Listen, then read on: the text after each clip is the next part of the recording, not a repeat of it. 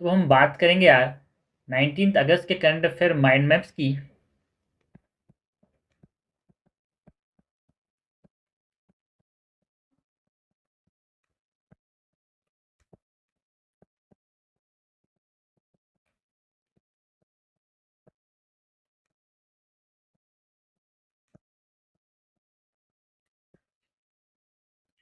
सबसे पहले टॉपिक हम देखने वाले हैं, इट इज़ अबाउट व्हाट।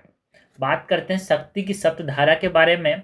शक्ति की सप्तधारा मीन्स व्हाट? सप्त means seven, seven pillars of India's growth, जो कि हमको विकसित भारत 2047 का जो टारगेट है उसको अचीव करने में हेल्प करेगा।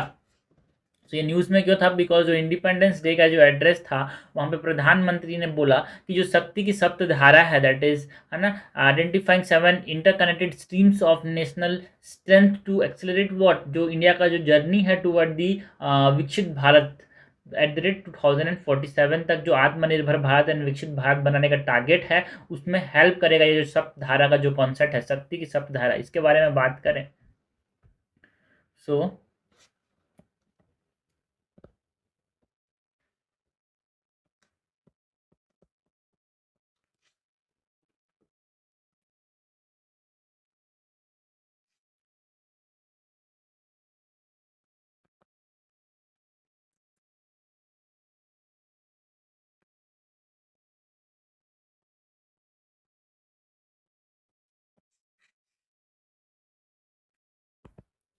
शक्ति की सप्तधारा,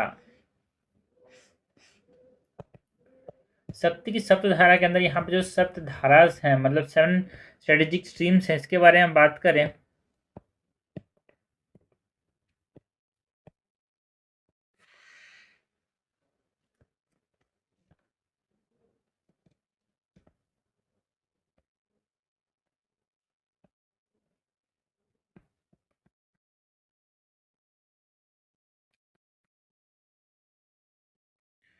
तो पहला है अबाउट व्हाट, जो मैन्युफैक्चरिंग शक्ति, पहला इज मैन्युफैक्चरिंग शक्ति।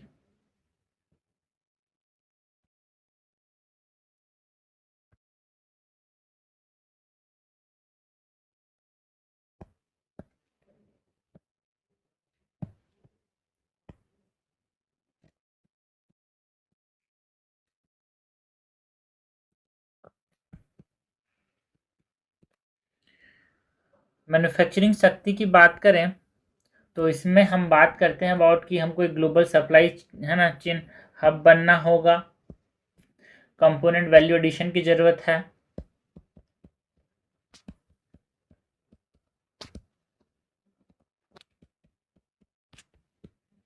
कंपोनेंट वैल्यू एडिशन की जरूरत है। इसके साथ साथ इंडस्ट्रियल कॉम्पिटिटिवनेस लाना होगा।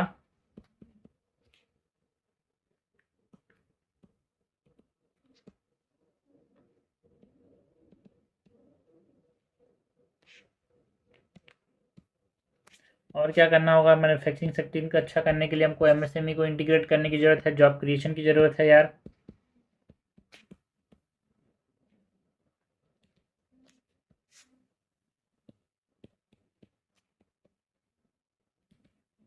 ये हमने बात की और मैन्युफैक्चरिंग शक्ति की। बाकी कृषि एंड फूड प्रोसेसिंग शक्ति की बात करें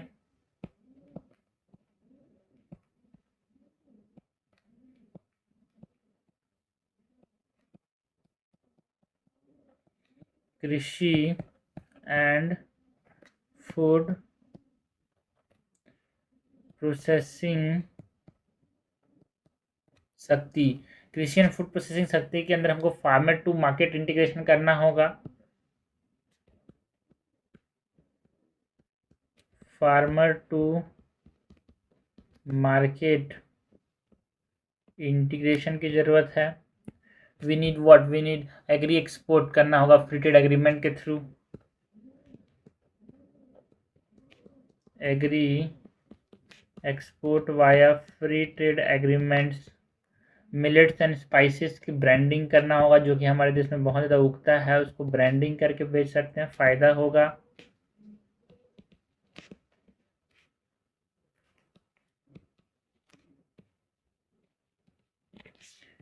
एंड ग्लोबल मतलब जो कोल्ड चेन इंफ्रास्ट्रक्चर है वो डेवलप करने की ज़रूरत है यार अपने को।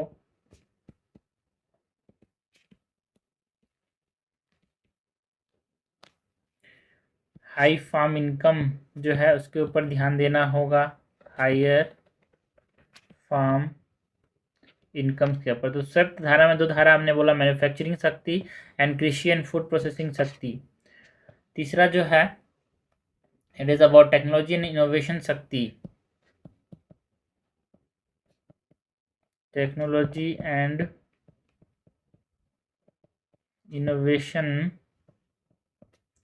शक्ति, जिसमें हम एआई एंड रोबोटिक्स या फिर क्वांटम टेक्नोलॉजी जो है इस सब चीज़ के ऊपर हमको फोकस करना होगा।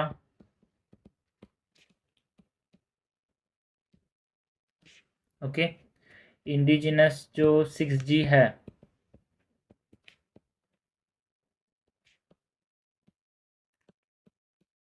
इसके ऊपर फोकस करना होगा या डिजिटल पब्लिक इंफ्रास्ट्रक्चर को बढ़ावा देना होगा, जो ग्लोबल इनोवेशन हब है ना, इसकी तरफ अपने को सोच रखना होगा। Digital public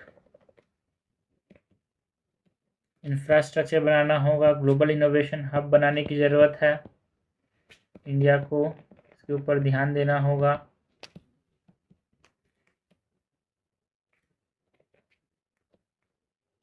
to focus on that है ना, and also AI skilling, because AI धीरे आगे बढ़ रहा है यार, लोगों के पास उतना टेक्नोलॉजी नहीं है, स्किल्स नहीं है, तो एआई स्किलिंग ट्रेनिंग करना होगा, एआई स्किल ट्रेनिंग की जरूरत है। तीसरा हमारे पास पिलर। चौथा हम बात करें गति शक्ति एंड कनेक्टिविटी की,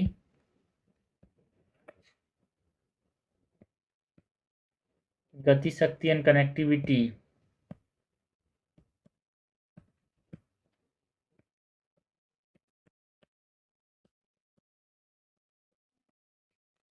तो मल्टी नोडल नेटवर्क बनाने की जरूरत है अपने को,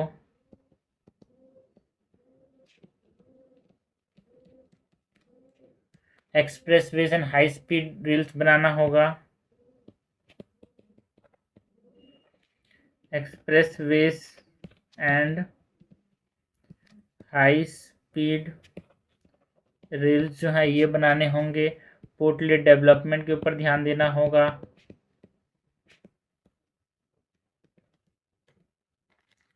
लॉजिस्टिक कॉस्ट को कम करना होगा।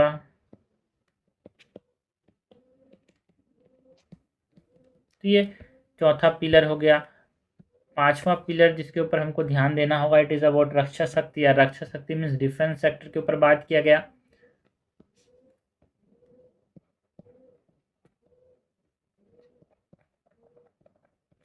लाइक हमको आत्मनिर्भर मैन्युफैक्चरिंग पे ध्यान देना होगा,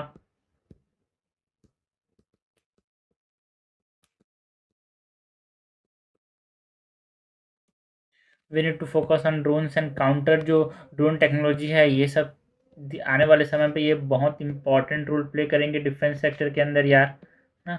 drones and counter drone technology, strategic autonomy पे ध्यान देना होगा, डिफेंस एक्सपोर्ट पे ध्यान देना होगा। So we need to focus on it so that we can become Vikshit Bharat at 2047.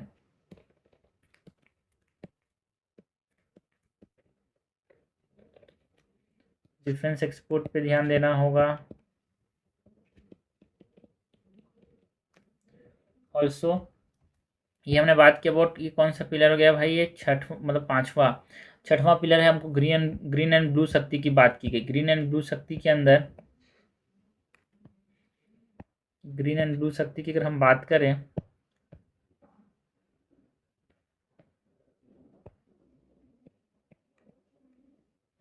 Green and blue शक्ति की बात करें तो हमको ग्रीन हाइड्रोजन के ऊपर, लीडरशिप के ऊपर ध्यान देना होगा।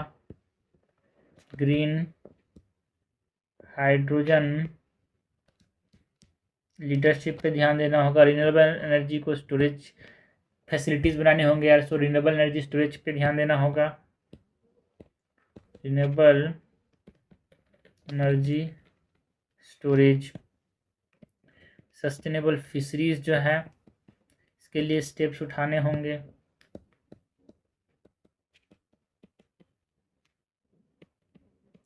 डीप सी टेक्नोलॉजीज जो हैं इनको बढ़ावा देना होगा।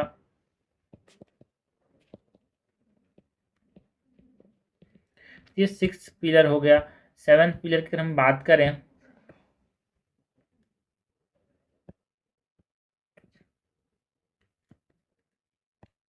7th पिलर के अंदर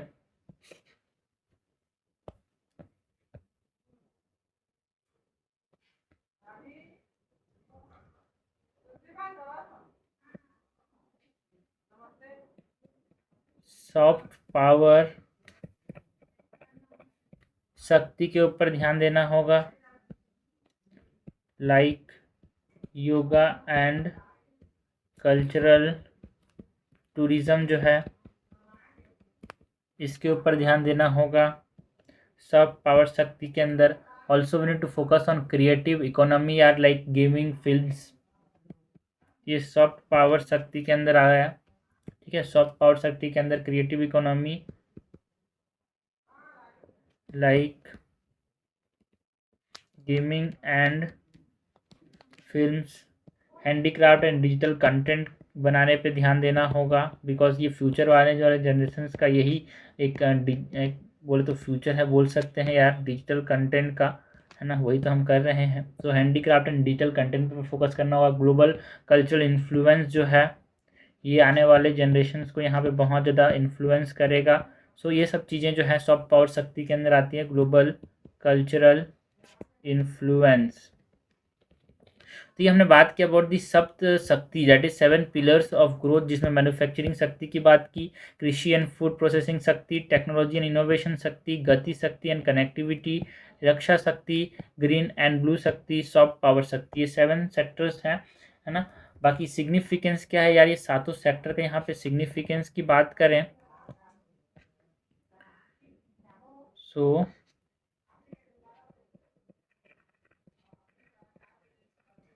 सिग्निफिकेंस की बात करें तो ये जो 7 सप्त शक्ति जो है या फिर सप्त धारा जो है, शक्ति की सप्त धारा जो है, इनका सिग्निफिकेंस क्या है, इंटीग्रेटेड डेवलपमेंट में हेल्प करेंगे, इंटीग्रेटेड डेवलपमेंट में फोकस करना होगा। स्ट्रेटेजिक रेजिलियंस जो है, स्ट्रेटेजिक रेजिलियंस पे फोकस करना होगा। एक्सपोर्ट लेड ग्रोथ जो है, एक्सपोर्ट लेड ग्रोथ जो है वो लाएंगे यार, ये जो सप्त शक्तिज हैं वो। ऑल्सो सप्त शक्तिज जो है ये एम्प्लॉयमेंट जनरेशन में हेल्प करेंगे, एम्प्लॉयमेंट जनरेशन पे हेल्प करेंगे। ग्लोबल पोजीशनिंग की बात करें, ग्लोबल पोजीशनिंग जो है उसमें हेल्प करेंगे। तो ये हमने सिग्निफिकेंस की बात की, तो सिग्निफिकेंस तो है ही, बट यहाँ पे चैलेंजेस भी हैं शक्ति की सप्तधारा के अंदर। चैलेंजेस की बात करें,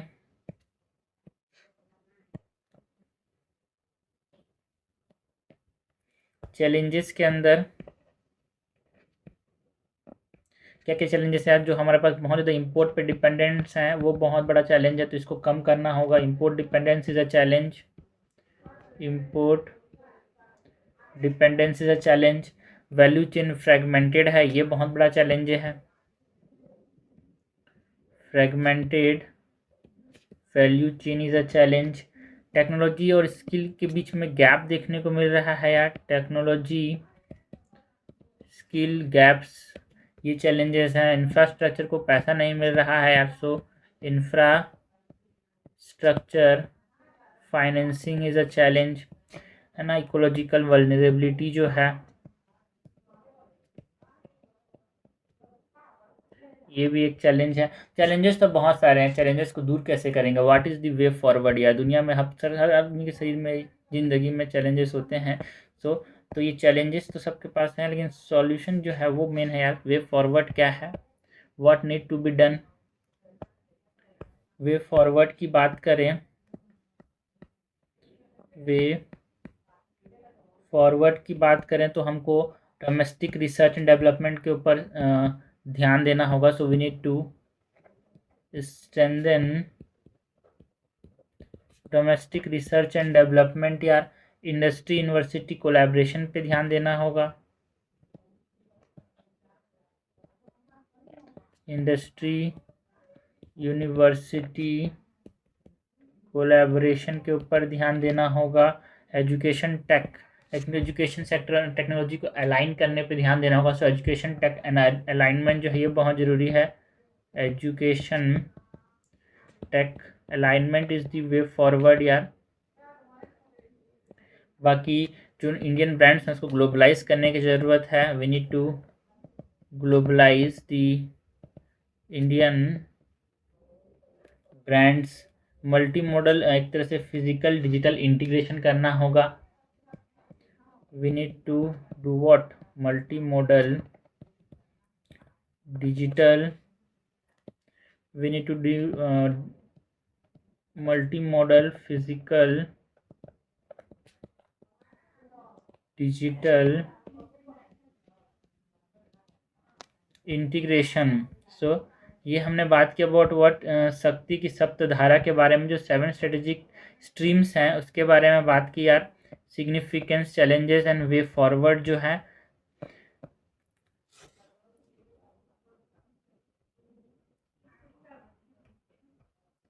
नेक्स्ट यहाँ पे हम बात करते हैं यार शक्ति की सप्तधारा के बाद नेक्स्ट हम बात करते हैं अबाउट व्हाट? हम बात करते हैं अबाउट दी सरोगेट एडवर्टाइजिंग की, जो कि बहुत ज़्यादा न्यूज़ में था यार, है ना। सबको पता है, एक नाम बहुत चर्चे में है अभी, कौन सा यार? राम मुंडे जो यहाँ पे है ना पूरे देश में जो नाम बना के रख लिया है, ठीक है। सरोगेट एडवर्टाइजमेंट की बात करें, सो सरोगेट एडवर्टाइजमेंट के अंदर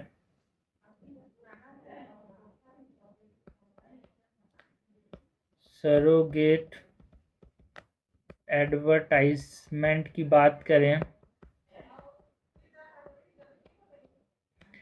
सरोगेट एडवर्टाइजिंग इन इंडिया की बात करें, सरोगेट एडवर्टाइजिंग की बात करें तो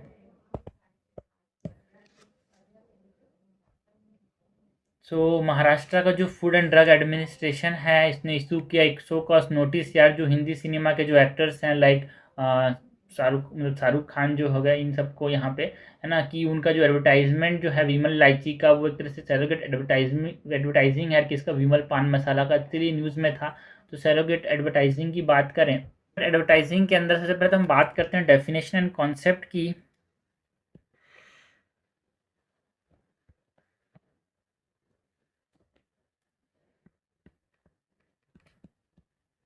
सरोगेट एडवर्टाइजिंग होता क्या है? डेफिनेशन एंड कॉन्सेप्ट की बात करें तो surrogate advertising is what it is. Alibi marketing की बात करें जैसे लेजिटिमेट ब्रांड एक्सटेंशन है, लाइक है ना। हमको देखने को मिलता है यार, अल्कोहल, टबैको, पान मसाला में बहुत ज़्यादा काम है। लाइक जो अल्कोहल बेचने वाले लोग पानी का ऐड करते हैं यार, टोमैको वाले इलायची का, पान मसाला में इलायची का। सो ये जो है it is an type of alibi marketing.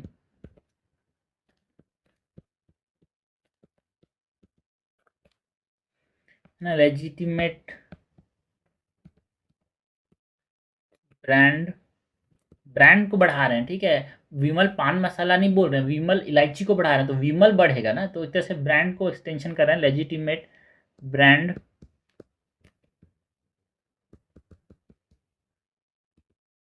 Extension की बात की गई यार। एग्जाम्पल्स के तौर पे यहाँ पे अल्कोहल, टैबैको, पान मसाला, ये सब जो है हमको देखने को मिलता है। बाकी जो विमल इलायची का जो कंट्रोवर्सी है इसकी बात करें,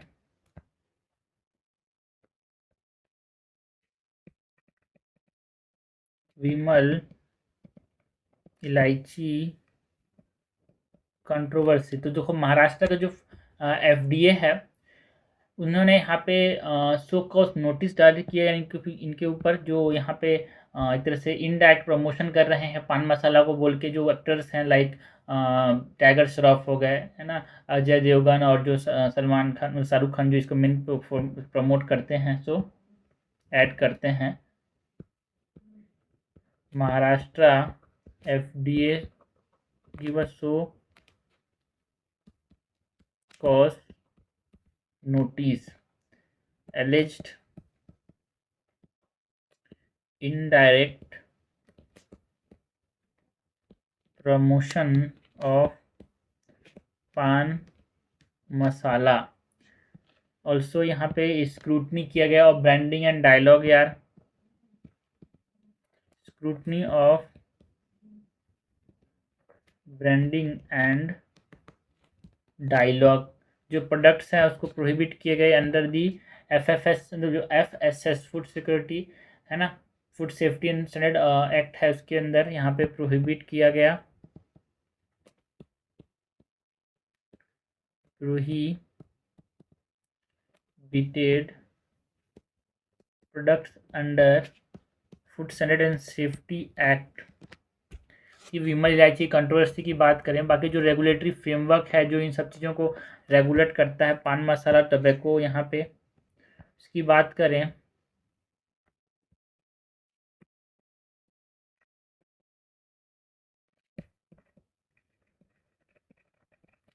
रेगुलेटरी फ्रेमवर्क के अंदर यहाँ पे कौन सा है यार, COTPA 2003। ये COTPA ये क्या है, so this is cigarette and other tobacco product act 2003 यार, ठीक है। ये जो एक्ट है ना, cigarette and other tobacco product act जो है, ये टोबैको प्रोहिबिशन की बात करता है, टोबैको को प्रोहिबिट करता है यार।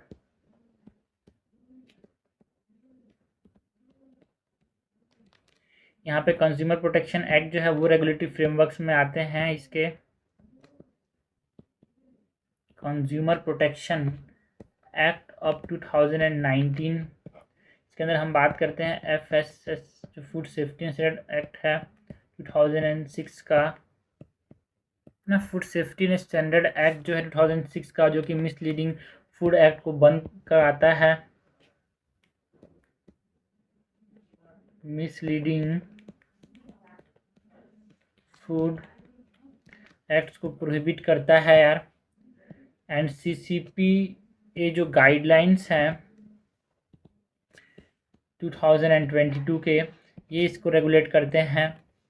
ASCI के जो सेल्फ रेगुलेशन है वो इसको रेगुलेट करते हैं यार। केबल टेलीविज़न नेटवर्क रूल्स जो हैं वो एक तरह से इनके एडवर्टाइजमेंट को प्रोहिबिट करता है।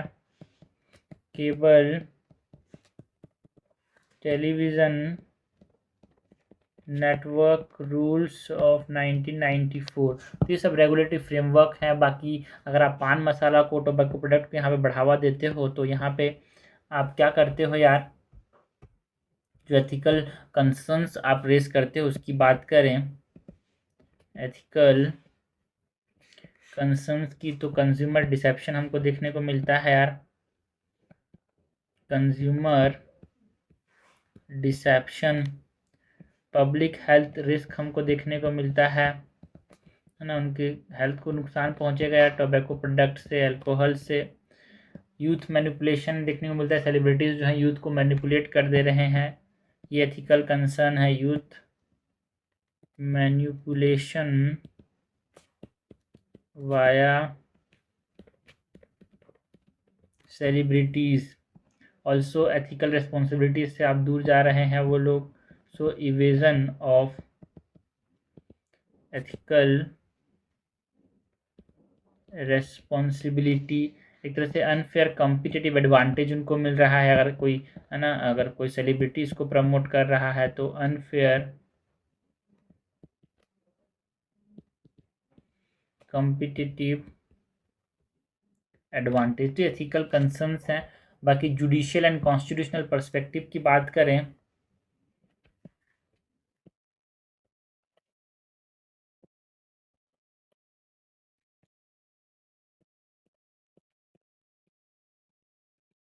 जुडिशियल एंड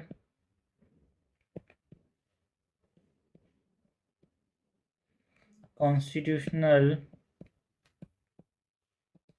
पर्सपेक्टिव की बात करें तो जुडिशियल रूलिंग,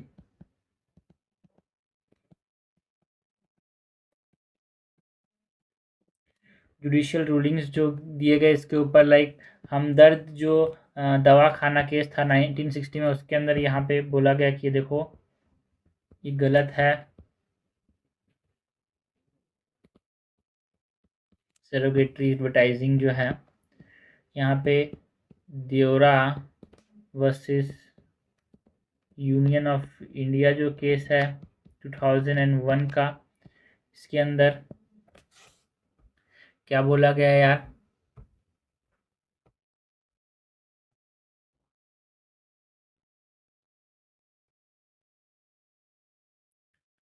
ना, जो Deora versus Union of India case जो इसमें सुप्रीम कोर्ट ने बोला कि देखो health hazard is associated with tobacco is serious health hazard, यार एकदम सीरियस हेल्थ हैजार्ड है।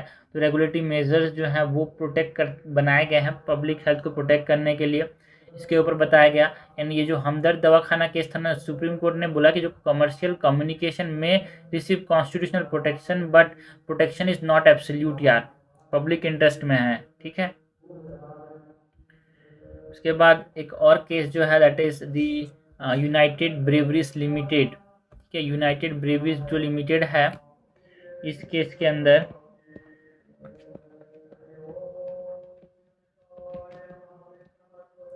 यूनाइटेड ब्रेवरीज लिमिटेड 2007 का जो केस है, इसमें सुप्रीम कोर्ट ने क्या बोला, सुप्रीम नेशनल कंज्यूमर जो डिस्प्यूट रिड्रेसल कमीशन है उसने बोला कि देखो सरोगेट एडवर्टाइजिंग जो है इट कैन मिसलीड कंज्यूमर्स यार बाय यूजिंग परमिसेबल प्रोडक्ट्स, यार एक तरह से जो लिकर ब्रांड्स को पानी बेच के उनको एक तरह से प्रोहिबिट नहीं कर रहे हैं लिकर के, लेकिन पानी को कर रहे हैं, तो दिक्कत हो जाएगा ना यार। तो हाईलाइट करता है कि एक डिस्टिंग्विश होना चाहिए जेन्युइन ब्रांड एक्सटेंशन फ्रॉम एक तरह से इनडायरेक्ट प्रमोशन, यार ठीक है। ब्रांड एक्सटेंशन सही चीज़ है, लेकिन इनडायरेक्ट प्रमोशन नहीं करना, इस चीज़ को ध्यान देने के लिए बोला गया यूनाइटेड ब्रेवरीज लिमिटेड केस में 2007 का।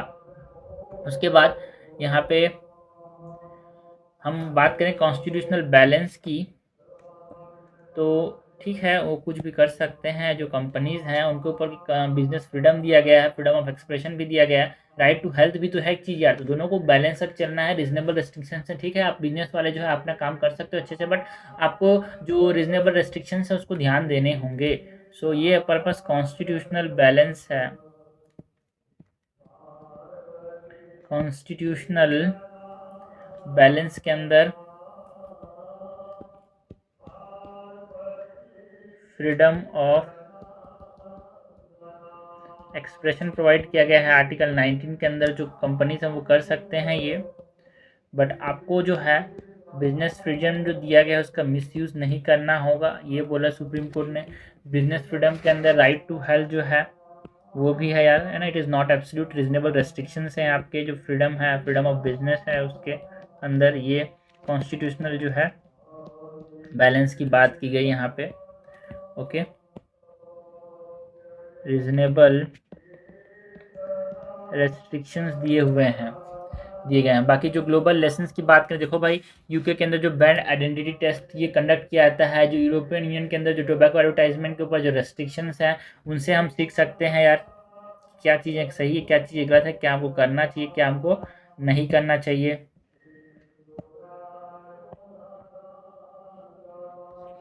तो ग्लोबल लेसन्स की बात करें तो यूके ब्रांड आइडेंटिटी टेस्ट के ऊपर ध्यान देना होगा। European union tobacco advertising restrictions जो हैं उनसे हमको सीखना होगा। बाकी जो कंसर्न्स एंड चैलेंजेस हैं इन सरोगेट एडवर्टाइजिंग इन इंडिया, देखो भाई डिजिटल एक्सपांसन जो है लाइक इन्फ्लुएंसर्स के अंदर ओटीटी में यहाँ पे ये सबको बहुत ज़्यादा इन्फ्लुएंस किया जाता है। जो कंज्यूमर्स हैं उनको रेगुलेटरी सरकमवेंशंस जो है वो कम कम है, कहीं कहीं पे एनफोर्समेंट का चैलेंजेस है। रिवेन्यू देखो बहुत सारा मिल रहा है, लोग देश को फायदा भी होता है, लोग पैसा मिलता है, मतलब जो गवर्नमेंट है उसको। बाकी हेल्थ टेंशंस भी हैं, तो उस चीज़ को हमको देखना होगा। दीस आर दी कंसर्न्स यार, कंसर्न्स एंड चैलेंजेस की बात करें तो डिजिटल एक्सपांसन के अंदर जो इन्फ्लुएंसर्स हैं, ओटीटी हैं, ये सब जो कंसर्न्स हैं वो बहुत बड़ा चैलेंज है यार। इन्फ्लुएंसर्स जो है इन्फ्लुएंस कर देते हैं लोगों को। बाकी रेगुलेटरी सरकमवेंशंस जो हैं ये चैलेंज है। एनफोर्समेंट की यार ठीक है, हमने बना दिया कि ये बना है, बाकी इन्फोर्स करना ही बहुत बड़ा चैलेंज है यार। Enforcement challenges, revenue versus health tension जो है, सरकार को इससे मुनाफा तो होता है बट हेल्थ को जहाँ पे मतलब हेल्थ जो है इससे फ़ायदा लेके हेल्थ पे खर्चा करना पड़ जाता है, तो ये एक तरह से चैलेंज है। तो चैलेंज तो हर जगह है, चैलेंज का सॉल्यूशन बताना है आपको। यूपीएससी एस्पिरेंट है भाई, आगे आने वाले समय में आपको डिसीजन लेने होंगे, सही चीज़ करना होगा, तो हेल्थ चैलेंजेस बता के कुछ नहीं होने वाला, आपको सॉल्यूशंस बताने होंगे। So you need to be a decision maker, you need to be a step forward. ठीक है, कि आपको क्या करना है आगे, ये आपको बताना पड़ेगा हर जगह यार, हर जगह आपको आगे वाले समय में। देखो जैसे एक डॉक्टर है, अपन डॉक्टर हैं तो क्या करते हैं, डिसीज को बता के कुछ नहीं करना है, डिसीज को ट्रीट करना है। ठीक है, तो हमको भी आने वाले समय में कोई समाज में कोई तकलीफ होगी तो तकलीफ को बता के कुछ नहीं करना, तकलीफ को सुलझाना है, कैसे सुलझाना है वो बताएंगे। So what is the way forward यार, वे फॉरवर्ड की बात करें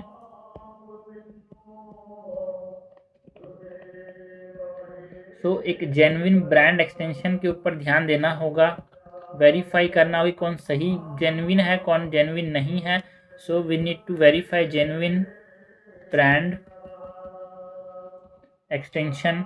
कंज्यूमर परसेप्शन टेस्ट जो है ये अडप्ट करने होंगे, we need to adapt what, adapt consumer perception test. Regulatory जो कोऑर्डिनेशंस हैं उसको स्ट्रेंथन करने की ज़रूरत है यार, स्ट्रेंथन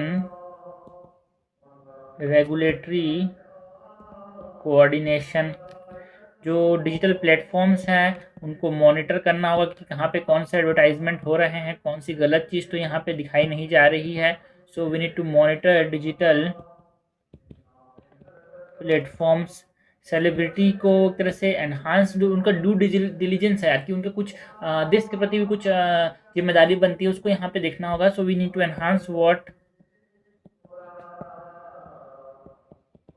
सेलिब्रिटी ड्यू डिलीजेंस है ना। प्रमोट करना होगा जो कंज्यूमर अवेयरनेस है उसको, we need to promote consumer awareness. तो ये वे फॉरवर्ड की बात की हमने।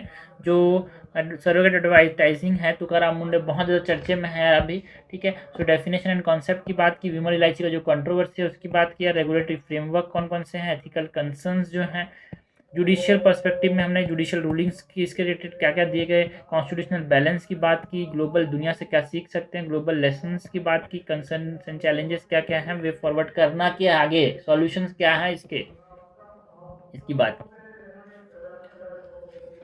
करते हैं। About the Shanti act of 2025 की ये न्यूज़ में क्यों था, बिकॉज जो डिपार्टमेंट ऑफ एटॉमिक एनर्जी ने रिलीज किया ड्राफ्ट रूल 2026, जो कि जो sustainable harnessing and advancement of nuclear energy for transforming India act है, दैट इज शांति एक्ट 2025 को यहाँ पे इसके अंदर रिलीज किया गया, किस एक ड्राफ्ट बिल, एक ड्राफ्ट रूल्स 2026 यहाँ पे डिपार्टमेंट ऑफ एटॉमिक एनर्जी ने रिलीज किया। जो शांति है that is sustainable harnessing and advancement of nuclear energy for transforming India act, ये न्यूज़ में था, इसके बारे में हम कवर करेंगे।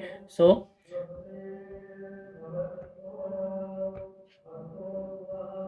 शांति act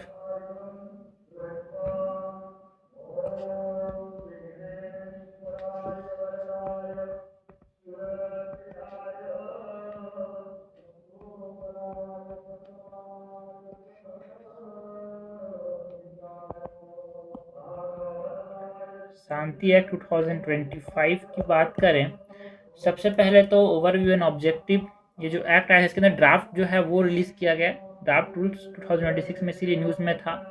so overview and objective की बात करें शांति एक्ट की, overview and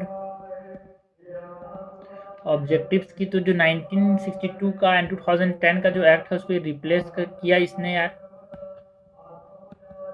replace the 1962 and 2010 act. ये किसके बारे में बात करता है, Shanti act something that is related to nuclear energy यार। ठीक है, 100 गीगावाट की न्यूक्लियर एनर्जी कैपेसिटी बनाने की बात करता है बाय 2047। 5 इंडिजिनस SMRs जो है वो बनाए जाएंगे 2033 तक। SMRs क्या है भाई? 5 इंडिजिनस SMRs के अंदर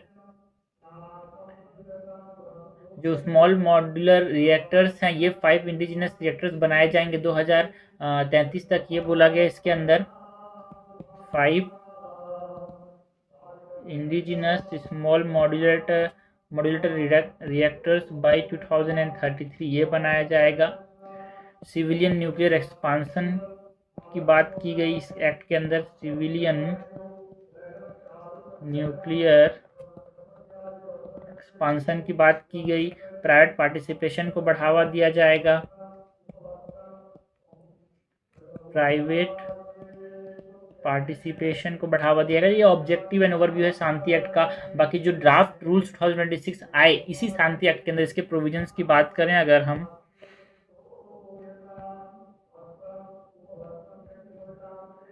जो ड्राफ्ट रूल्स हैं 2026 के, इसके प्रोविजंस की बात करें तो फाइनेंशियल सिक्योरिटी एंड लायबिलिटी जो है ये हमको देखने को मिला। फाइनेंशियल सिक्योरिटी एंड लायबिलिटी जो है ये ड्राफ्ट रूल्स के अंदर बोला गया कि देखो भाई, मैंडेटरी ऑपरेटर इंश्योरेंस जो है वो बहुत जरूरी है।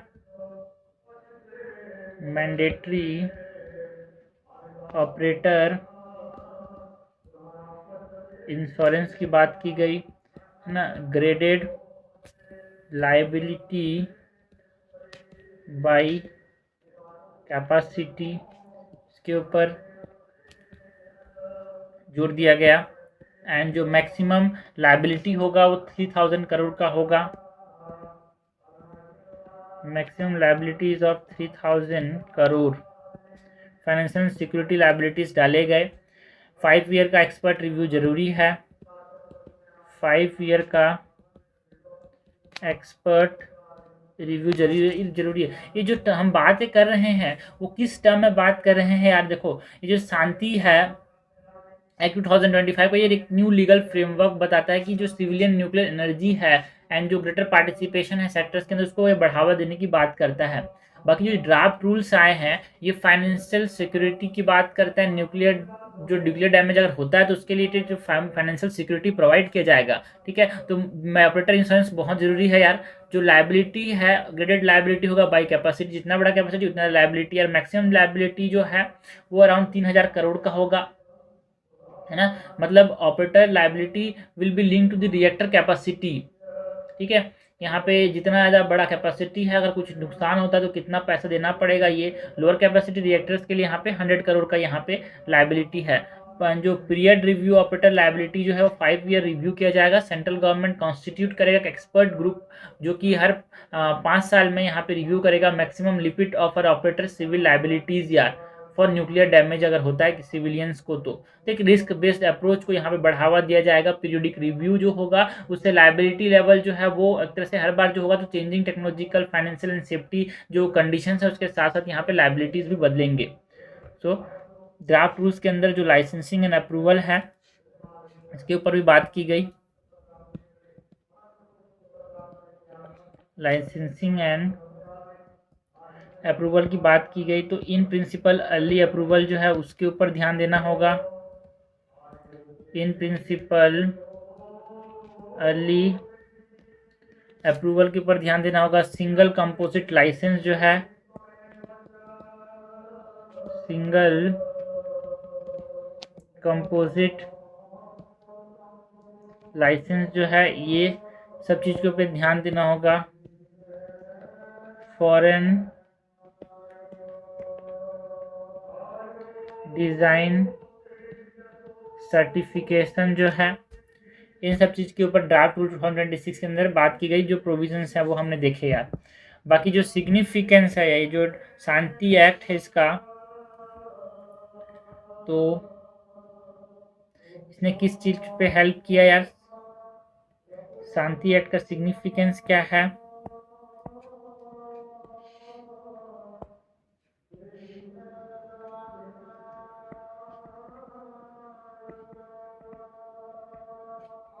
Enhance energy security, enhance energy security, clean energy transition जो है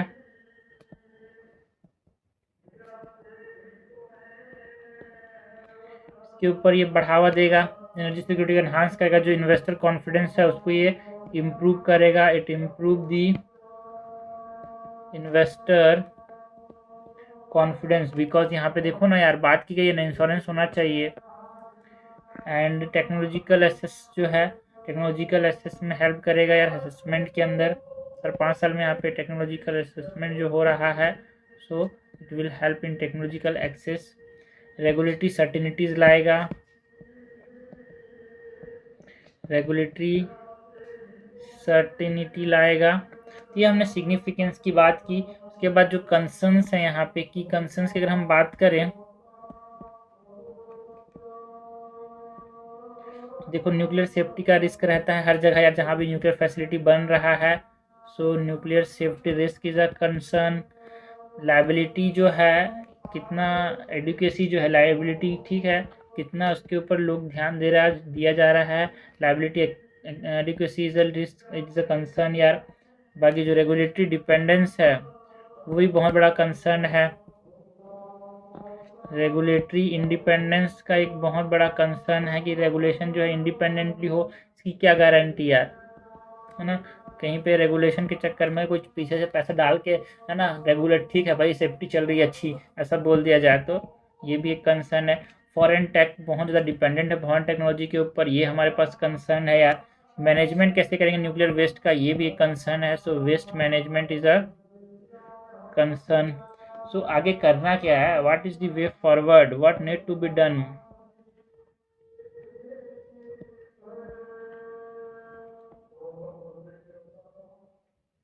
वे फॉरवर्ड की बात करें तो वे फॉरवर्ड के अंदर एक स्ट्रॉन्ग सेफ्टी रेगुलेशन बनाने की ज़रूरत है। स्ट्रॉन्ग सेफ्टी रेगुलेशन बनाने की ज़रूरत है। इंडिजिनस मैन्युफैक्चरिंग पे फोकस करना होगा।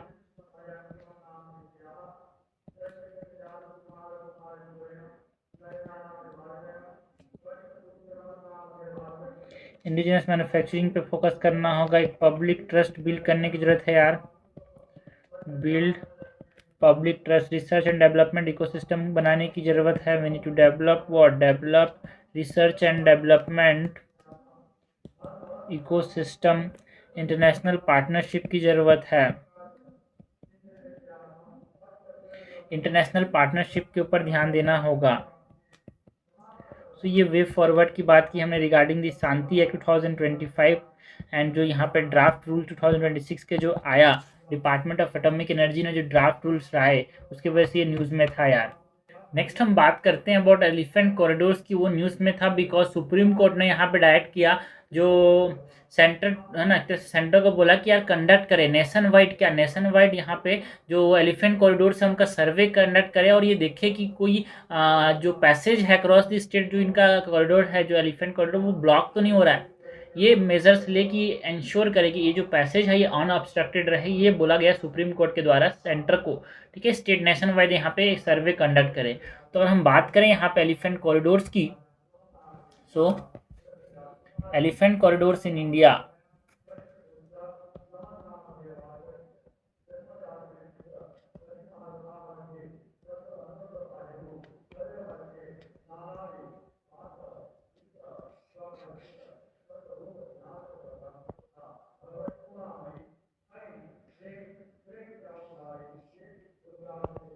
एलिफेंट कॉरिडोर्स की बात करें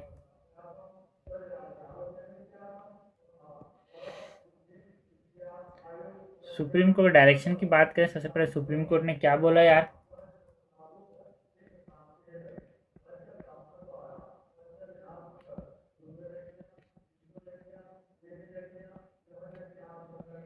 सुप्रीम कोर्ट ने बोला कि नेशन वाइड सर्वे करो ऑफ कॉरिडोर, नेशन वाइड सर्वे करो ऑफ कॉरिडोर। जो फिजिकल ब्लॉकेज हो रहा है उसको यहाँ पे प्रोहिबिट करने की बात की गई, किसके द्वारा, सुप्रीम कोर्ट के द्वारा। Prohibition of physical blockage of the elephant corridors, है ना। यहाँ पे इन्होंने बोला कि देखो यार सेंटर आप ऐसा स्टेप लो जिससे जो ये ब्लॉकेज है वो अनऑब्स्ट्रक्टेड रहे across state.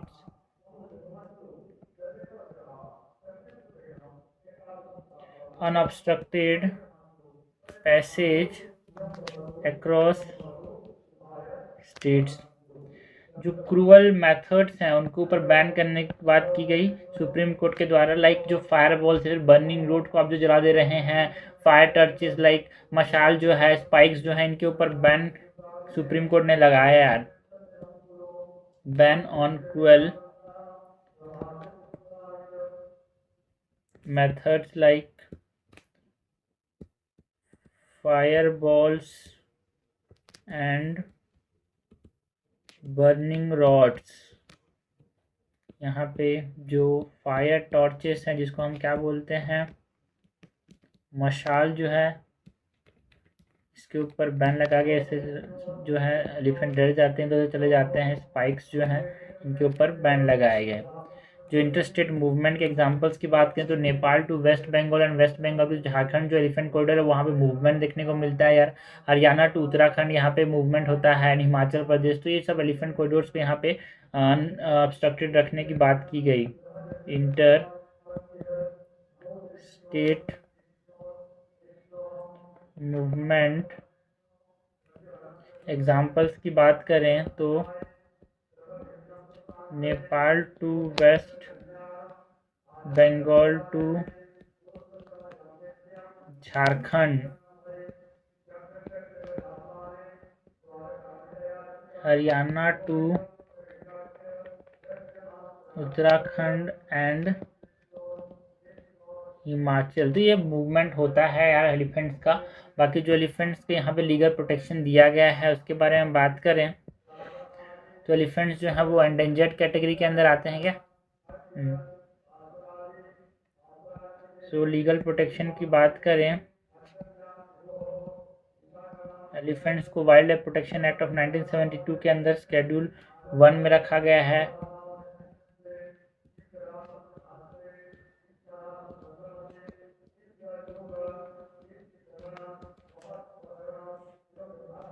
Wild life protection act के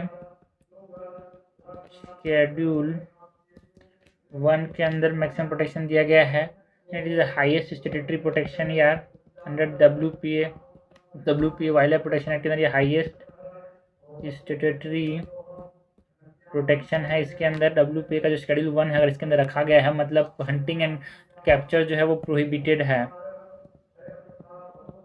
prohibition of hunting and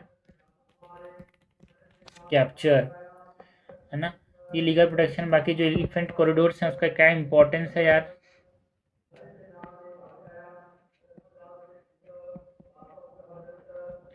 importance of corridors की बात करें तो नेचुरल मूवमेंट जो है, नेचुरल मूवमेंट जो है उसको बढ़ावा देना होगा। लाइक ये होता है ड्यू टू फीडिंग और ब्रीडिंग। यहाँ पे एलिफेंट इधर से उधर जाते हैं यार, है ना। जो हैबिटेट फ्रेगमेंटेशन है उसको यहाँ पे ये काउंटर करता है। अगर एलिफेंट कॉरिडोर हुआ तो it help in countering the habitat fragmentation. एक जगह हैबिटेट लॉस है तो कॉरिडोर्स के थ्रू क्या करते हैं दूसरी जगह चले जाते हैं यार। So it help in countering the habitat fragmentation. जो क्रॉप डैमेज है, एक जगह से रास्ता है एलिफेंट का तो उन लोग अपना रास्ता चेंज नहीं करते, जो इधर उधर से नहीं आते तो यहाँ पे खेती कर सकते हैं आसपास के लोग यार। So it minimises what, it minimises crop damage.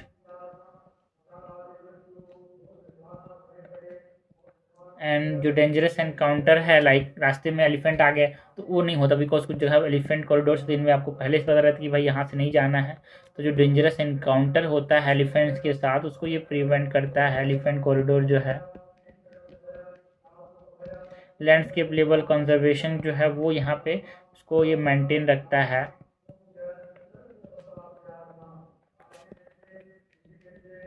तो ये हमने बात की about the importance of corridors की। बाकी जो नॉन लिथल कॉन्फ्लिक्ट मिटिगेशन है कि कैसे यहाँ पे जो लड़ाई होती है एलिफेंट्स के साथ तो कैसे बिना कोई हार्म पहुँचाए एलिफेंट्स को कैसे हम यहाँ पे कॉन्फ्लिक्ट को यहाँ पे मिटिगेट कर सकते हैं, इसके बारे में बात करें। Non lethal conflict mitigation elephant news में है और इसके बारे में पूछा ना जाए, है ना, कैसे हो सकता है। ठीक है, सो हमको early warning systems like SMS sirens ये बनाने होंगे अगर यहाँ पे एलिफेंट इस एरिया से जा रहे हैं, अगर आप रहते हो जिस एरिया में, तो so we need to make an early warning system of SMS and sirens. Bee hive fence जो है वो रखना पड़ेगा, इसके आसपास जो मधुमक्खी के छत्ते हैं उनसे ये दूर रहते हैं, तो बी हाइव फेंस की ज़रूरत है यार। सोलर पावर्ड फेंसिंग जो है वो करना होगा, सोलर पावर्ड फेंसिंग कर सकते हैं। चिली बेस्ड डिटरेंट्स का इस्तेमाल कर सकते हैं यार, मिर्ची से ये दूर जाते हैं। ट्रेंचेस एंड नेचुरल बैरियर्स बना सकते हैं, जैसे यहाँ पे ये कॉरिडोर रहती है, यहाँ पे बड़ा सा गड्ढा, फिर यहाँ पे अपना इधर रहने का, तो यहाँ से ये गड्ढे में नहीं जाएंगे, इधर साइड में चले जाएंगे एलिफेंट्स, तो ट्रेंचेस एंड नेचुरल बैरियर्स जो है वो बना सकते हैं फॉर कॉन्फ्लिक्ट मिटिगेशन यार। Like elephant proof crop planning की ज़रूरत है यार, जिससे एलिफेंट जो है फसलों को ख़राब ना करें। एलिफेंट प्रूफ क्रॉप प्लानिंग को बढ़ावा देना होगा। कम्युनिटी बेस्ड रिस्पॉन्स टीम बनाने की ज़रूरत है, कम्युनिटी बेस्ड रेस्पॉन्स टीम जो है ये बना सकते हैं। ठीक है, तो हमने बात की about the elephant corridors in India की, यहाँ पे न्यूज़ में क्यों था, बिकॉज सुप्रीम कोर्ट ने डायरेक्शन दिए कि यार इसको आप एक तरह से इसके ऑब्स्ट्रक्शन जो पैसेज है उसको यहाँ पे मेंटेन रखो, है ना, अनऑब्स्ट्रक्टेड रखो इसको। लीगल प्रोटेक्शन की बात की, वाइल्ड लाइफ प्रोटेक्शन एक्ट के अंदर शेड्यूल 1 में है। इंपॉर्टेंस की बात की, नॉन लीथल जो कॉन्फ्लिक्ट मिटिगेशन है रिगार्डिंग एलिफेंट्स वो हमने देखा। तो नेक्स्ट हम बात करते हैं जो छोटे टॉपिक्स थे यार यहाँ पे न्यूज़ में 19 अगस्त को, मतलब जो प्रीलिम्स रिलेटेड टॉपिक्स यहाँ पे न्यूज़ में थे उसके बारे में बात करें।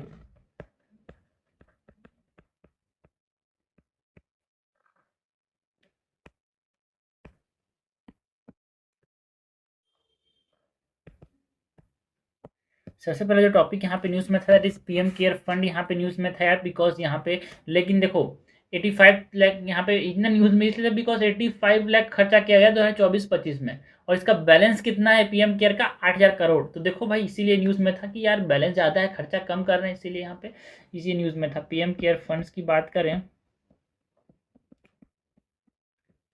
PM केयर फंड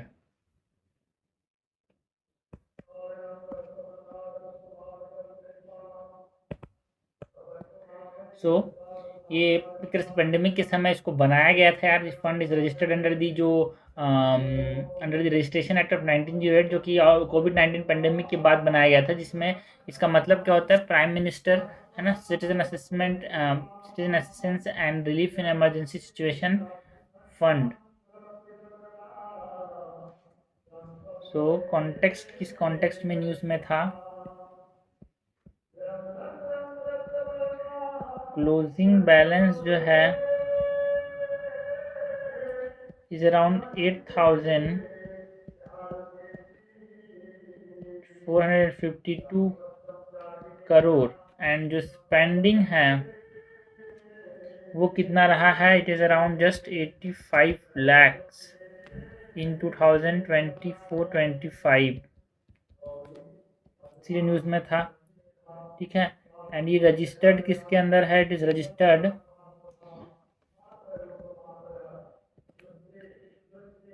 2020 में रजिस्टर किया गया था 1909 के एक्ट के अंदर, कोविड-19 पेंडेमिक के समय।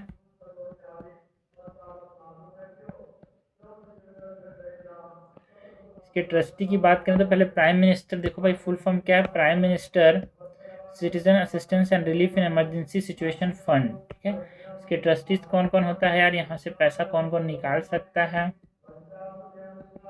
तो PM, defence minister, home minister, finance minister, ये इसके ट्रस्टीज होते हैं। ओके, कंट्रीब्यूशन की बात करें तो यहाँ पे ये voluntary domestic and foreign contributions को एक्सेप्ट करता है। Voluntary domestic and foreign contribution, यार स्पेंडिंग जो है, इसका पैसा जो खर्चा किया जाता है, स्पेंडिंग किस चीज़ों पे किया जाता है? इमरजेंसी रिलीफ में,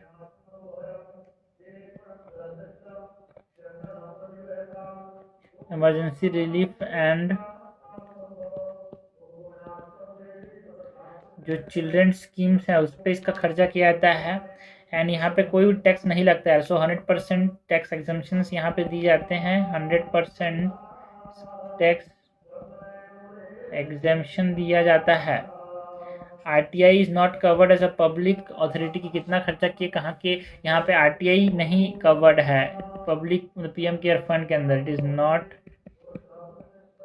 कवर्ड एज, मतलब यहाँ पे ये पब्लिक अथॉरिटी नहीं है पीएम केयर फंड, तो यहाँ पे आप आरटीआई फाइल नहीं कर सकते कि पैसा कहाँ से आया, कितना दिया, किसने दिया, है ना। तो ये हमने बात की अबाउट पीएम केयर फंड की। जो आप जो सोच रहे हो मैं भी वही सोच रहा हूँ और वही सही है भाई, किस लिए बनाया गया सबको पता है, ठीक है। नाउ नेक्स्ट हम बात करते हैं यार अबाउट ब्रिक्स की। ब्रिक्स न्यूज में था ना, ब्रिक्स का जो इन्वायरमेंट मिनिस्टर्स की जो मीटिंग हुई, इसीलिए ब्रिक्स न्यूज़ में था यार। तो ब्रिक्स की बात करें तो ब्रिक्स में जो इन्वायरमेंट मिनिस्टर ने अपोज किया जो यूरोपियन यूनियन का जो EBAMs है, as a unilateral punitive and discriminatory and protectionist बोल के ना, इसको यहाँ पे जो EBAM है उसको यहाँ पे इन्होंने क्या किया, अपोज किया यार, इसीलिए न्यूज़ में था। जो CBAM है दैट इज कार्बन बॉर्डर जो मेजर्स हैं ना, कार्बन बॉर्डर एडजस्टमेंट मैकेनिज्म जो है, इसको कार्बन बॉर्डर एडजस्टमेंट मैकेनिज्म को जो यूरोपियन यूनियन का है उसको यहाँ पे इन्होंने क्या किया, अपोज किया, इसीलिए न्यूज़ में था। तो अगर हम बात करें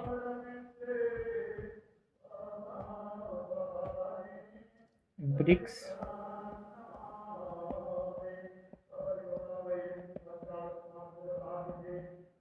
इन्वायरमेंट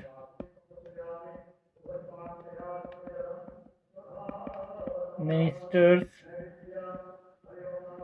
मीटिंग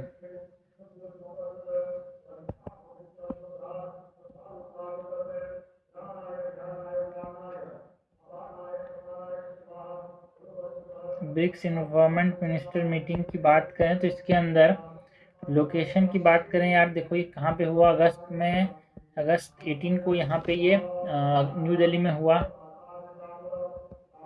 लोकेशन की बात करें तो न्यू दिल्ली के अंदर अगस्त 18, 2026 को हुआ। यहाँ पे अपोजिशन जो देखने को मिला इन्वायरमेंट मिनिस्टर्स के द्वारा कार्बन बॉर्डर एडजस्टमेंट मैकेनिज्म का जो है यूरोपियन यूनियन का, उसके ऊपर यहाँ पे अपोजिशन देखने को मिला यार।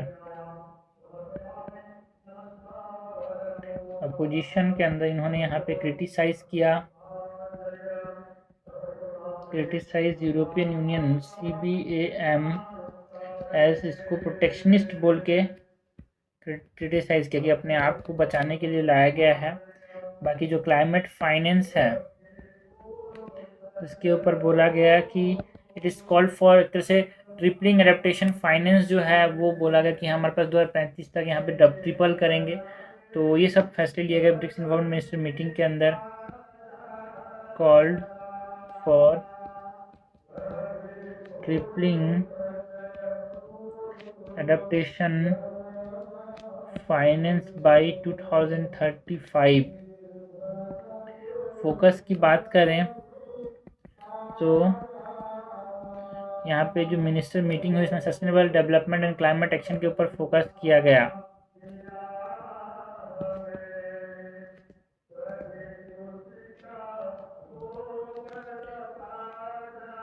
तो देखो यार यहाँ पे जो कार्बन बॉर्डर एडजस्टमेंट मैकेनिज्म है एक प्रकार से ये अप्लाई करता है कि कार्बन प्राइस टू सर्टेन जो कार्बन इंटेंसिव इंपोर्ट्स होते हैं उसके ऊपर एक प्राइस लगा देता है, जिससे जो कार्बन लीकेज है एंड फेयर कंपटीशन है उसको एड्रेस करने के लिए लाया गया। बाकी है ना, लोगों ने बोला कि देखो ये जो कार्बन बॉर्डर एडजस्टमेंट मैकेनिज्म है एक unilateral punitive discriminatory and protectionist measure है यार यूरोपियन यूनियन का, उसके ऊपर बात किया गया है ना। इसका जो इम्प्लीमेंटेशन है एक ट्रांजिशन फेज में ऑपरेट किया जाएगा 2033 से 25 तक, है ना, जहाँ पे इम्पोर्टर्स जो होंगे वो एक तरह से एम्बेंड करेंगे एमिशन को एंड जो डेफिनेटिव रिजीम है वो 1 जनवरी से यहाँ पे लागू हो गया है, जिससे जो इम्पोर्टर्स हैं उनको फाइनेंशियली अमेंड करना पड़ेगा जो कार्बन मैकेनिज्म है थ्रू CBAM सर्टिफिकेट्स की सेक्टर जो है iron and steel, aluminium, cement, fertilisers, electricity and hydrogen जो है इनको यहाँ पे एक तरह से मेनली पोटेंशियल इनके ऊपर मेनली स्कोप होगा, पोटेंशियल एक्सपांड कर सकते हैं। बाकी कार्बन लीकेज प्रिवेंशन की बात की गई है ना, मतलब जो प्रोडक्शन जो है वो बोला गया कि आप कार्बन इंटेंसिव से लेस कार्बन इंटेंसिव की तरफ मूव करो। इंडिया में यहाँ पे जो इंडिया में आयरन एंड स्टील जो है वो 90% जो है इम्पोर्ट एक्सपोर्ट करता है यूरोपियन यूनियन का। तो ये भी CBAM जो कार्बन बॉर्डर एडजस्टमेंट मैकेनिज्म है उसके अंदर ये फॉल होता है, जिससे जो इंडियन के जो एक्सपोर्टर्स हैं उनको कार्बन रिलेटेड जो कॉस्ट है एंड कंप्लायंस रिक्वायरमेंट फेस करने पड़ते हैं, इसीलिए यहाँ पे ये क्रिटिसाइज किया गया यार। तो ये ब्रिक्स की बात की, ब्रिक्स का जो इन्वायरमेंट मिनिस्टर मीटिंग है ये। बाकी जो कॉर्पोरेट इन्वेस्टमेंट है ये न्यूज़ में था। कॉर्पोरेट इन्वेस्टमेंट न्यूज़ में क्यों था? बिकॉज नहीं, मुझे कॉर्पोरेट इन्वेस्टमेंट्स वाले यहाँ पे जो कार्बन बॉर्डर एडजस्टमेंट मैकेनिज्म है इसके बारे में बात करें कि ये है कि जिसके अंदर ये सब चीज़ न्यूज़ में थी, जिसको क्रिटिसाइज किया कार्बन बॉर्डर एडजस्टमेंट मैकेनिज्म की। So European Union carbon border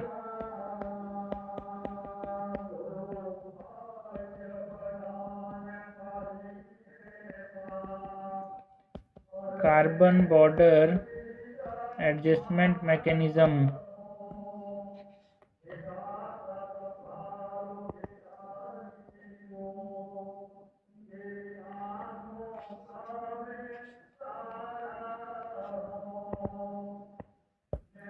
सो फंक्शन की बात करें जो कार्बन बॉर्डर एडजस्टमेंट मैकेनिज्म है इसका काम क्या है? टू एक तरह से कार्बन प्राइस लगाता है इंटेंसिव इम्पोर्ट्स यार, carbon price on intensive imports. Timeline जो है इसका, टाइमलाइन जो डेफिनेटिव रिजीम जो है वो कब से स्टार्ट होगा? Begin from January 1, 2026। जो कवर्ड सेक्टर हैं इसके अंदर वो कौन कौन से हैं? Iron, steel, cement, fertilisers etcetera, ये सब कवर्ड सेक्टर हैं। बाकी जो इंडिया का जो एक्सपोजर है यार, बिकॉज बहुत ज़्यादा है, 90% जो है इंडिया जो है आयरन एंड स्टील को एक्सपोर्ट करता है ही यूरोपियन नेशन में, तो उसके ऊपर बहुत ज़्यादा नुकसान होगा यार यहाँ पे जो एक्सपोर्टर्स हैं उनको। इंडिया का जो एक्सपोजर है बिकॉज हाई इम्पैक्ट यहाँ पे देखने को मिलेगा on iron and steel exports. तो ये हमने बात की अबाउट यूरोपियन यूनियन का जो कार्बन बॉर्डर एडजस्टमेंट मैकेनिज्म है उसके बारे में। उसके बाद जो कॉर्पोरेट इन्वेस्टमेंट है ये न्यूज़ में था यार। कॉर्पोरेट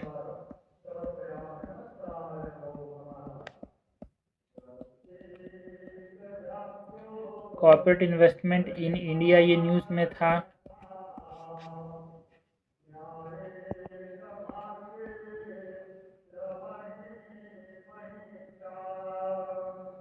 कॉर्पोरेट इन्वेस्टमेंट की बात करें तो जो ट्रेंड है कैसे परसिस्टेंट डिक्लाइन हमको देखने को मिला। कॉर्पोरेट जो इन्वेस्ट कर रहा है, corporate investment as a share of GDP जो है वो धीरे धीरे डिक्लाइन होते जा रहा है यार डिमोनेटाइजेशन के बाद 2026 से, है ना। एक तरह से it is not covered even to the level seen during the global financial crisis. जो ग्लोबल फाइनेंशियल क्राइसिस के समय जो एक तरह से कॉर्पोरेट इन्वेस्टमेंट था वो बहुत कम हो गया था, है ना। बट अभी भी उसी लेवल पे चल रहा है, समझो बात को यार। तो ग्लोबल, है ना, कॉर्पोरेट इन्वेस्टमेंट जो है धीरे धीरे डिमोनेटाइजेशन यहाँ पे कम होते जा रहा है, इसीलिए न्यूज़ में था।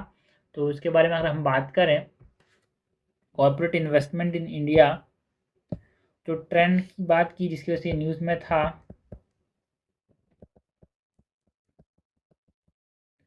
परसिस्टेंट डिक्लाइन देखने को मिला यार सिंस 2016 की ड्राइवर, जिसके वजह से यहाँ पे ये देखने को मिल रहा है डिक्लाइन, बिकॉज प्रॉफिटेबिलिटी नहीं है, कॉन्फिडेंस का इशू है, मार्केट डिमांड नहीं है उतना ज़्यादा।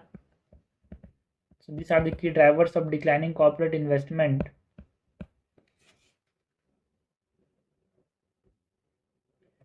ओके, है ना, जो प्रॉफिटेबिलिटी है, बिकॉज फर्म्स जो हैं, है ना, invest when they expect to earn profit. यार प्रॉफिट नहीं होगा तो क्यों इन्वेस्ट करेंगे? बिजनेस का कॉन्फिडेंस कम हो रहा है, बिकॉज जो फ्यूचर इकोनॉमिक कंडीशन है, डिमांड एंड प्रॉफिट है, वो एक तरह से यहाँ पे कम होते हुए दिख रहा है उनको। सो कि drivers of the corporate investment is profitability. अगर प्रॉफिटेबिलिटी नहीं दिखेगा तो कैसे इन्वेस्ट करेंगे यार?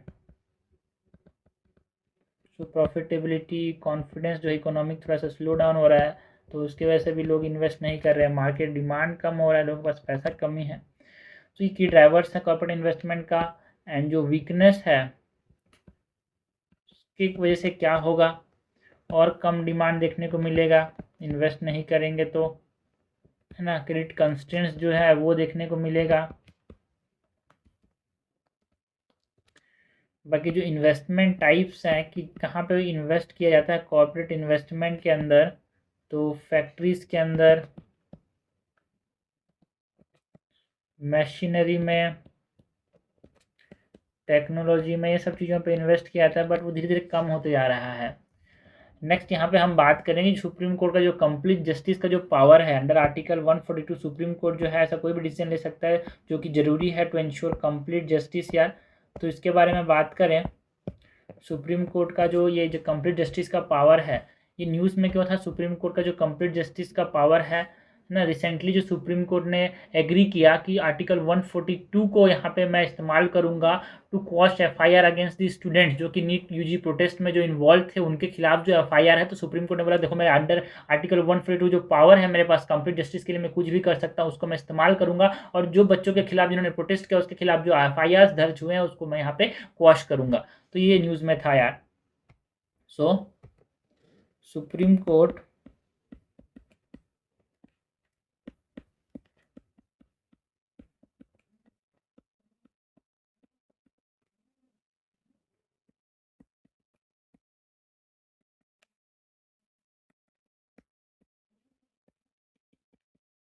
कंप्लीट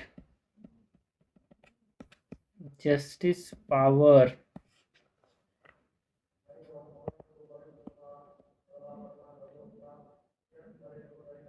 तो ये सुप्रीम कोर्ट का जो कंप्लीट जस्टिस का जो पावर है इसकी बात करें तो देखो भाई, ये प्रोविजन जो है कंप्लीट जस्टिस सुप्रीम कोर्ट दे सकता है, कुछ भी नियम बना सकता है टू इंश्योर कंप्लीट जस्टिस। वो कौन से आर्टिकल के अंदर है? Article 142 clause 1। किस कॉन्टेक्स्ट में इस्तेमाल किया गया सुप्रीम कोर्ट के द्वारा? For quashing FIR against NEET UG protesters. इसके अंदर लिमिटेशन क्या है कि एक तरह से इट कैन नॉट सप्लांट जो सब्सटेंटिव लॉस हैं उसको यहाँ पे सप्लांट नहीं कर सकता। मतलब जो सुप्रीम कोर्ट है इसकी लिमिटेशन ये है यार कि जो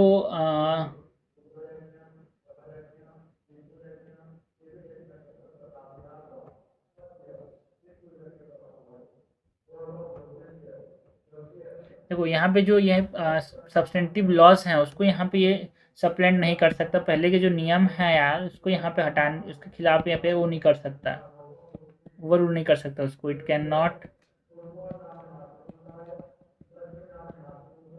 सप्लांट सब्सटेंटिव लॉ। कंपैरिजन की बात करें, देखो भाई, हाई कोर्ट के पास ऐसा कोई पावर नहीं है कंप्लीट जस्टिस के लिए कोई भी नियम सुना सके, सिर्फ सुप्रीम कोर्ट के पास ये पावर है। So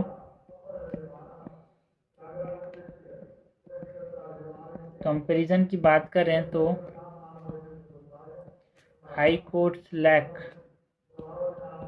article 142 powers. Okay, next जो अर्थक्वेक सॉर्म्स है, मैंने पिछले बार ही बताया था अर्थक्वेक सॉर्म्स यहाँ पे न्यूज़ में थे, बिकॉज महाराष्ट्र के अंदर 29 ट्रेमर्स यहाँ पे रात भर में देखने को मिले यार। तो व्हाट इज अर्थक्वेक सॉर्म्स यार? Sequence without clear main shock. एक मेन शॉक में तो छोटे छोटे यहाँ पे जो झटके होते हैं उसको यहाँ पे अर्थक्वेक सॉर्म्स बोलते हैं। फिर से एक बार देखने क्या होते हैं यार अर्थक्वेक सॉर्म्स।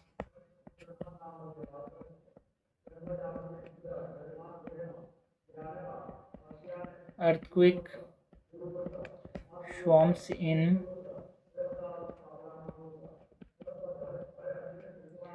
महाराष्ट्र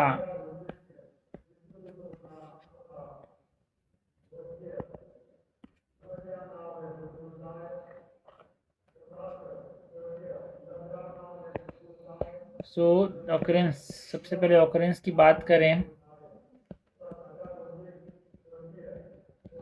तो 29 ट्रेमर्स इन अ फोर्टनाइट, एक रात में अराउंड 29 ट्रेमर्स जो झटके हमको महसूस हुए नासिक वाले रीजन में, यहाँ पे नागपुर वाले रीजन में। बाकी क्या होते हैं अर्थक्वेक स्वॉर्म्स यार, this are sequence of tremors without clear main shock. बहुत बड़ा झटका नहीं होता, बस छोटे छोटे झटके होते हैं। एंड महाराष्ट्र में इतने ज़्यादा यहाँ पे अर्थक्वेक स्वॉर्म्स या फिर छोटे छोटे अर्थक्वेक क्यों आते हैं यार महाराष्ट्र के अंदर? कारण क्या है? बिकॉज जो इंट्रा प्लेट सेस्मिसिटी है एक प्लेट के अंदर, वो यहाँ पे देखने को मिलता है। जो डेक्कन प्लेट है, डेक्कन ट्रैप है, उसकी वजह से यहाँ पे देखने को मिलता है। वाटर का भी रोल है, लाइक रेन वाटर जब इन्फिल्ट्रेट कर जाता है, रिजर्वायर का जो प्रेशर है वो बनता है, तो यहाँ पे हमको अर्थक्वेक स्वॉर्म्स देखने को मिलते हैं। वाटर का रोल है इनके अर्थक्वेक में।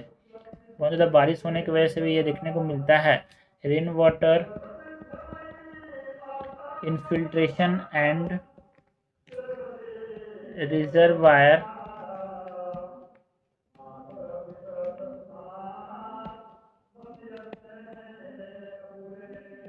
प्रेशर के वजह से। तो ये हमने बात की अबाउट दी अर्थक्वेक स्वॉर्म्स इन महाराष्ट्र की। सुप्रीम कोर्ट जो कंप्लीट जस्टिस अंदर आर्टिकल 142 है, कॉर्पोरेट इन्वेस्टमेंट कम होते जा रहा है। यूरोपियन यूनियन का जो कार्बन बॉर्डर एडजस्टमेंट मैकेनिज्म है उसके बारे में बात की। ब्रिक्स इन्वॉल्वमेंट जो मिनिस्टर की मीटिंग जिसमें कंडेम किया गया जो कार्बन बॉर्डर एडजस्टमेंट मैकेनिज्म है यूरोपियन यूनियन का, उसको है ना पीएम केयर फंड जो है डिक्लाइन होता जा रहा है, इसके बारे में बेसिक बात की यार। इससे पहले हमने एलिफेंट कॉरिडोर्स जो थे न्यूज़ में थे यार, सुप्रीम कोर्ट डायरेक्टिव की बात की, शांति एक्ट 2025 के अंदर जो ड्राफ्ट रूल्स आए उसके बारे में बात की यार। सरोगेट एडवर्टाइजिंग बहुत ज़्यादा न्यूज़ में है, तुकाराम मुंडे ने जो यहाँ पे बहुत सारा नोटिस डाल दिया यहाँ पे एफडीए के तौर पे, है ना। एंड सबसे पहले तो हमने बात की शक्ति की सप्तधारा यार। 15 अगस्त के जो अपना प्रधानमंत्री मोदी जी ने जो यहाँ पे स्पीच दिया उसमें ये उसके बारे में बात की कि सप्तधारा में कौन कौन है यार। मैन्युफैक्चरिंग शक्ति, कृषि एंड फूड प्रोसेसिंग शक्ति, टेक्नोलॉजी एंड इनोवेशन शक्ति, गति शक्ति एंड कनेक्टिविटी, रक्षा शक्ति, ग्रीन एंड ब्लू शक्ति, सॉफ्ट पावर शक्ति, ये सब की बात की हमने। So this is all about the current affair mind maps from 19 August 2026।